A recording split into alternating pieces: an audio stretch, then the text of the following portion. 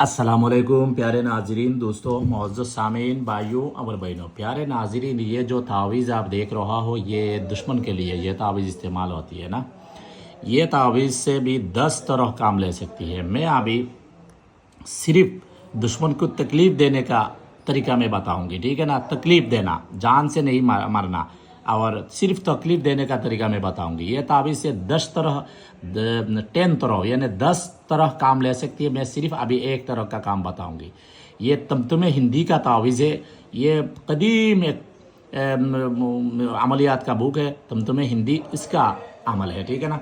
तो ये जो तावीज़ देख रहा हो, ये तावीज़ दुश्मन के लिए आप इस्तेमाल कर सकती है, ठीक है ना। ये देखो जैसे तावीज़ है ना, इस तरह।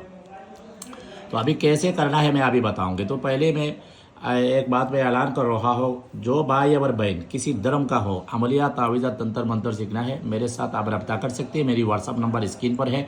इंशाल्लाह मेरी शागिर्द बना लूँगी, मैं तावीज़ अमलियात वगैरह सिखा दूँगी। दूसरी बात है, ऐसे ऐसे भाई और बहन है अमलियात करती है या नहीं करती है,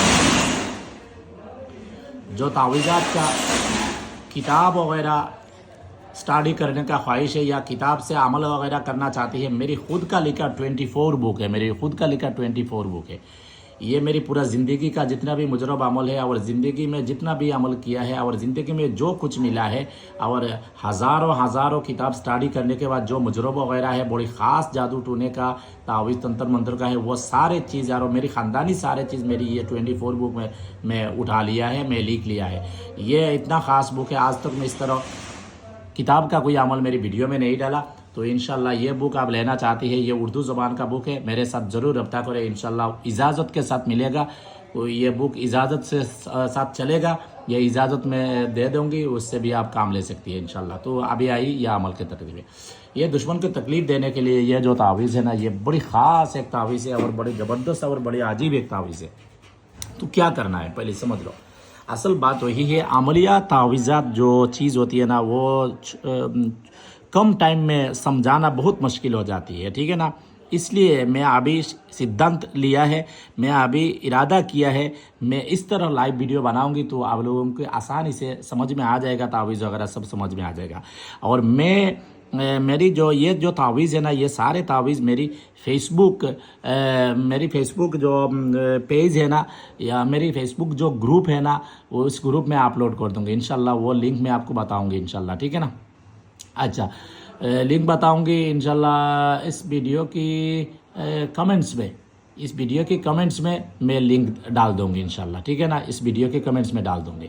तो ये क्या करना है, ये तावीज़ दुश्मन को तकलीफ़ देने के लिए ये जो तावीज़ है, ये चंद्र महीना यानी अरबी महीना के आखिरी मंगल या हफ्ता के दिन, आखिरी मंगल या हफ्ता के दिन दोपहर या रात 12 बजे ये तावीज़ मुर्दे की काफन की कपड़ा में या हिंदू मुर्दे का कपड़ा में, ये मुर्दे के काफन के कपड़ा या मुर्दे की जिस्म में लगी हुई जो कपड़ा मरने के बाद वो उतार दिया है, वही कपड़ा हो चलेगा, काफन के कपड़ा में चलेगा।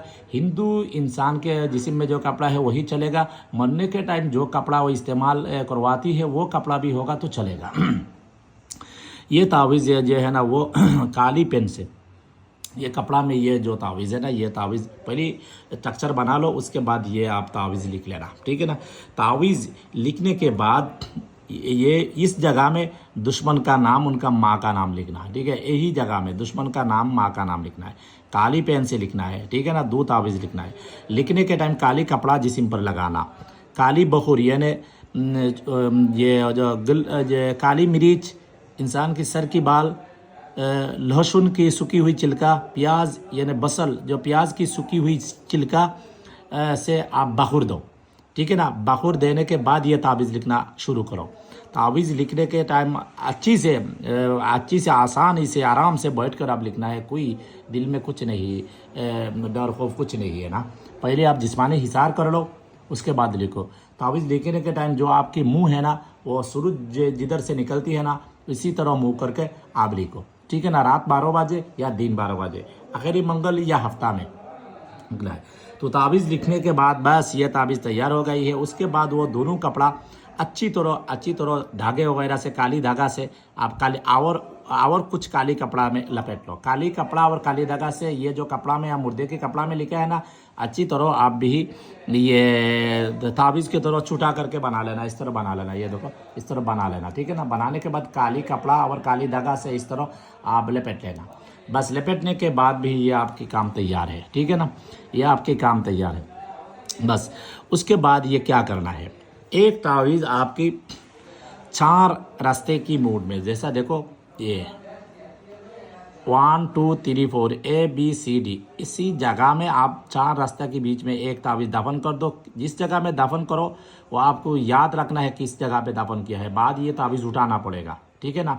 बस और एक तावीज़ देखो 4 कबर है ना, ये देखो 1 कबर है, 2 कबर है, 3 कबर है, 4 कबर है।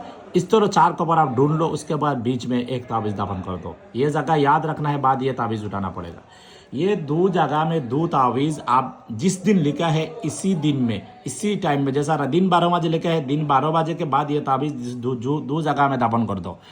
और रात 12 बजे में करो तो रात में 2 जगह में ये दोनों तावीज़ आप दफन कर दो, ठीक है।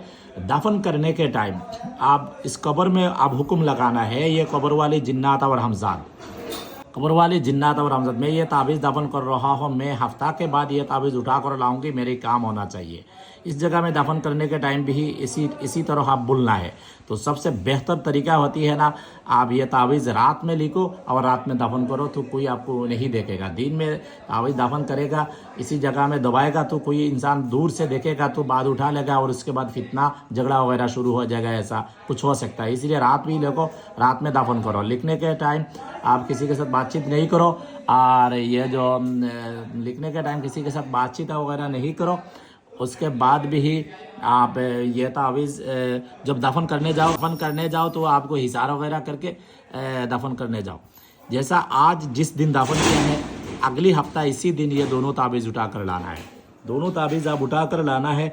बस उसके बाद ये दोनों तावीज़ को आप आग से जला दो, आग से जला दो। जलाने के बाद ये जो राख मिला है, आग से जलाने के बाद ये राख दुश्मन की रास्ते में या दुश्मन की घर में या दुश्मन की गुजरगाह किसी जगह पे ये राख आप छिड़क दो, ठीक है ना।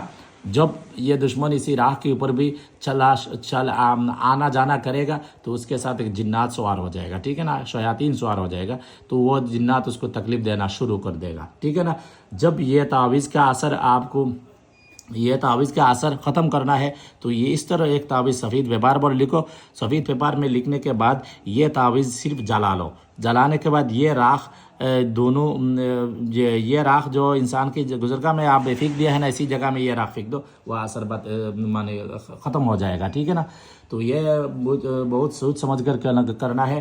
तो कोई अच्छी इंसान के ऊपर ये अमल नहीं करना, और ये अमल करने से पहले मेरे साथ बहुत ज़्यादा बेहतर है इंशाल्लाह। ये तावीज़ इस्तेमाल करने से पहले मेरे साथ रब्ता करो। ये तावीज़ इस्तेमाल करने से पहले मेरे साथ ज़रूर रब्ता करो। और ये तावीज़ आप इस्तेमाल अच्छी इंसान के ऊपर बिल्कुल नहीं करना। कोई बात समझ में नहीं है तो कमेंट्स में पूछो, इंशाल्लाह मैं ज़रूर आप लोगों को बताऊँगी। गलत तरीक़ा से इस्तेमाल बिल्कुल नहीं करना, नाजायज़ जगह पर इस्तेमाल, कोई इंसान की खानों का तकलीफ़ वगैरह नहीं देना। ये मेरी रिक्वेस्ट है। हमको दुआ से याद रखें। अल्लाह हाफ़िज़।